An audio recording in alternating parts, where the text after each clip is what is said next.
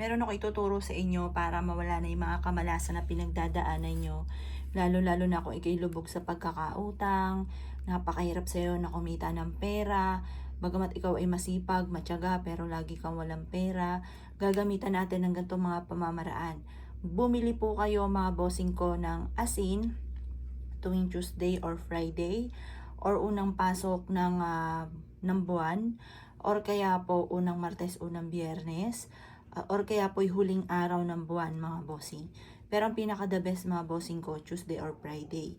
Ngayon pa mga bossing ko, gawin nyo po ito mga bossing ko ng may 100% na paniniwala. Yung asin, ang gagawin nyo, ang bibili nyo lamang asin, yung mga mumurahin na lamang.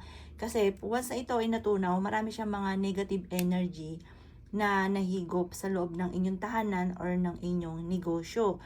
Kung kaya't ikaw ay laging nalulugi dahil maraming mga negative na hindi nyo nakikita.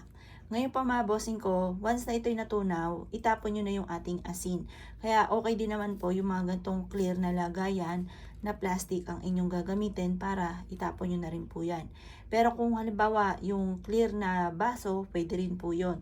Hugasan nyo lang mabuti. Hugugan nyo pa ng suka para matanggal ko ano yung mga negative energy na nahigop ng asin. Ngayon po, magwi-wish ka lamang, gagawin nyo po ito sa may silangan ng mga bandang alas 7. Gagamit tayo ng panungwit ng swerte. Tapos, ibibilad nyo siya hanggang alas 8 ng umaga. Gawin nyo po ito mga bossing ko, pinakamagandang araw, Tuesday or Friday.